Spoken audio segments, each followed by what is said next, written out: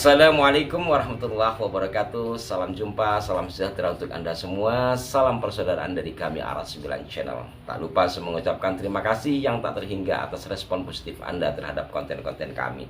Sahabat-sahabatku sekalian, belakangan ini udara Jakarta panas walaupun kerap kali juga diselingi oleh gerimis.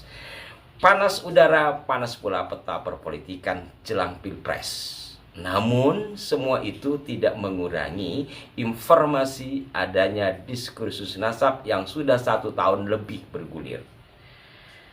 Terkait dengan hal itu, Anda bisa membaca buku yang dibuat oleh Kiai Haji Imaduddin Usman Al-Bantani. Saya tidak promosi ya, saya tidak memiliki banyak, hanya ini sekedar membantu bagi Anda yang ingin penasaran, ingin tahu seperti apa karena sudah terbentuk dalam buku. Silakan nanti menghubungi salah seorang sahabat kami, nomornya akan kami cantumkan di kolom deskripsi. Banyak yang nanya, saya bingung menjawabnya. Lihat di kolom deskripsi lalu hubungi yang bersangkutan. Nah, belum lama ini seorang peneliti dari BRIN, Dr. Sugeng Sugiharto, menyampaikan breaking news bahwa ada seorang dari Ba'alawi, yaitu Ahmad Syahab, telah melakukan tes DNA dan hasilnya seperti yang telah diduga sebelumnya. Teman-teman, ini ada breaking news. Jadi sepertinya kita punya pahlawan baru tentang kesetaraan sesama anak bangsa, dan khusus kali ini adalah dari saudara kita Ba'alawi. Hari ini saya menemukan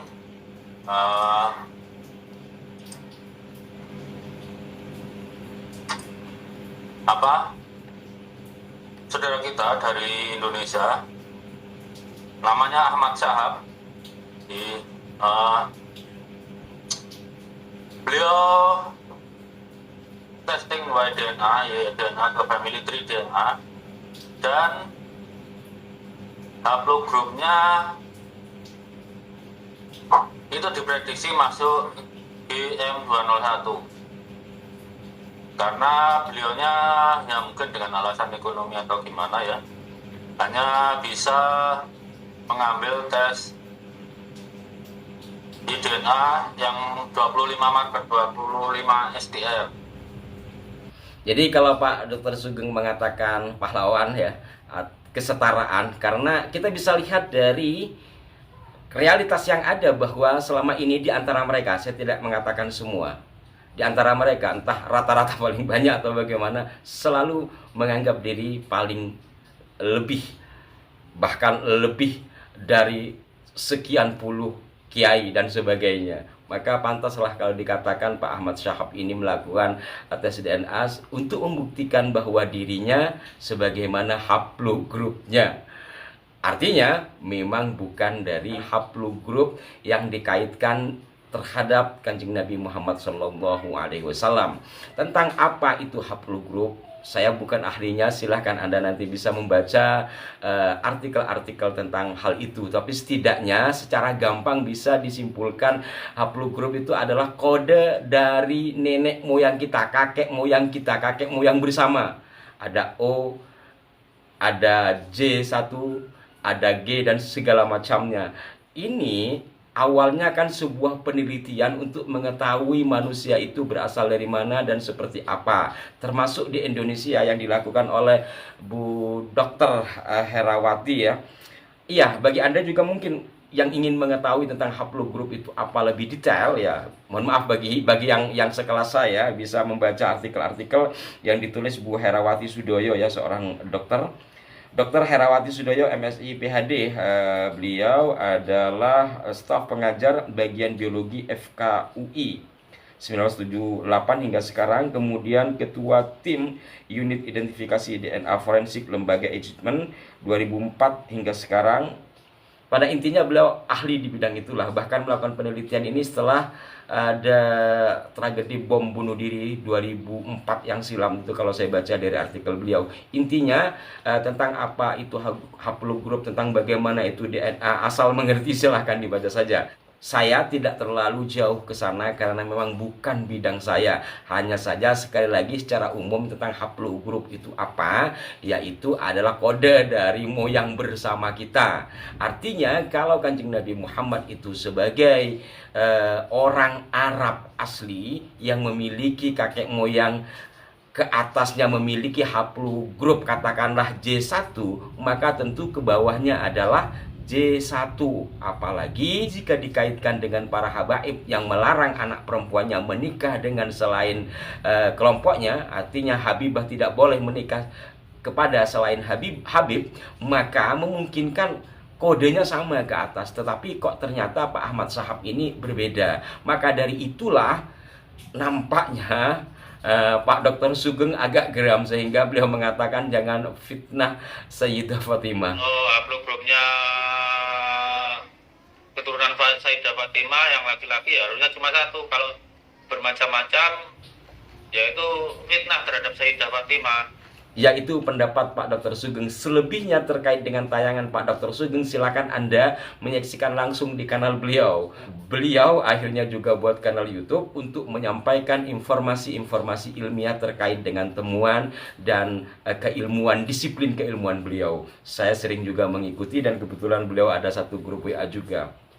Nah, sahabat-sahabatku sekalian, dari sini tentu lebih menguatkan dari hasil diskursus nasab habaib atau penelitian nasab habaib yang dilakukan oleh Kiai Haji Imaduddin Usman Al-Bantani.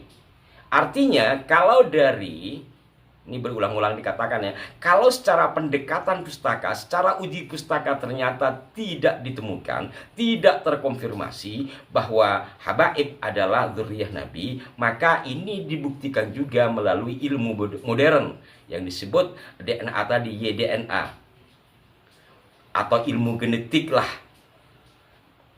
Sekarang kalau sudah begini, mau bagaimana lagi? Mau membantah seperti apa? Silahkan. Kalau memang mau membantah, bicara diskursus nasabnya sudah ada buku, ya jangan hanya berbicara di medsos kayak saya beginilah. Kalau memang ahli ya silakan buat buku pembandingnya, buku penyanggahnya. Juga apa yang disampaikan oleh Pak Dr. Sugeng, silakan juga dibantah secara sains juga. Artinya memang benar-benar menguasai. Kalau orang kayak saya kan hanya menyampaikan sedikit, memberikan informasi yang mudah diterima. Kalau bahasa Pak Sugeng atau Dr. Arikim atau Bu Hera sendiri, ini kan agak jelimet bagi orang-orang kayak saya. Maka ahlinya yang akan membantah. Jadi kalau bukan ahli ya janganlah, karena nanti akan menjadi blur persoalan.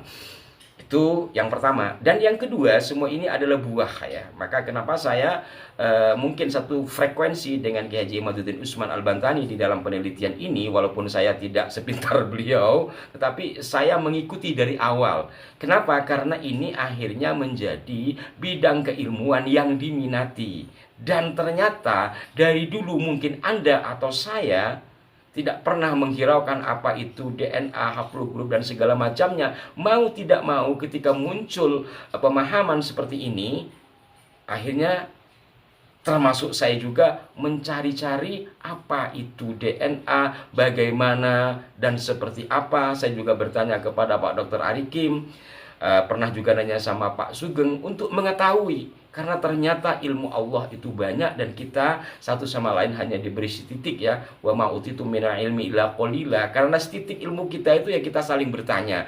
Jangan lantas kemudian kita merasa bisa lalu menyampaikan sesuatu yang bukan disiplin kita. Khawatir nanti malah keliru, termasuk saya. Nah, sekali lagi ini adalah buah dari hasil penelitian Kiai Imad itu sehingga memunculkan banyak turunan ilmu yang sebenarnya sudah lama berkembang di dunia termasuk di Indonesia.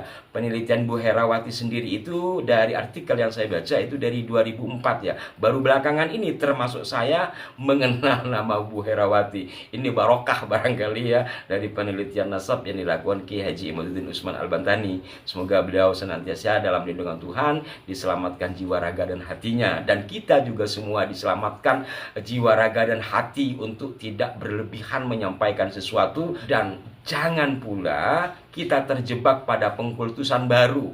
Kalau sebelumnya kita mengkritisi kultus-kultus yang dilakukan atau dicipta oleh sebagian dari kalangan Balui, lalu sekarang muncul dari pihak kita mengultuskan tokoh-tokoh kita sendiri.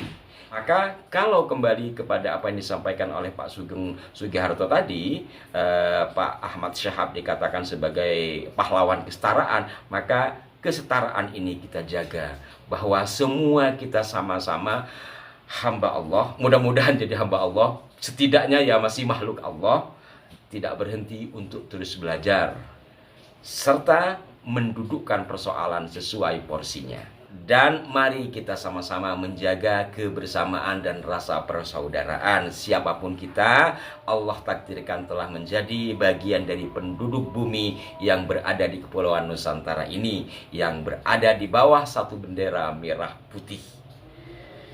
Sampai jumpa, mohon maaf jika ada kekeliruan. Mudah-mudahan ada manfaat yang dapat dipetik dari apa yang kami sampaikan ini. Mohon maaf jika ada kekeliruan. Sampai jumpa. Wassalamualaikum warahmatullahi wabarakatuh.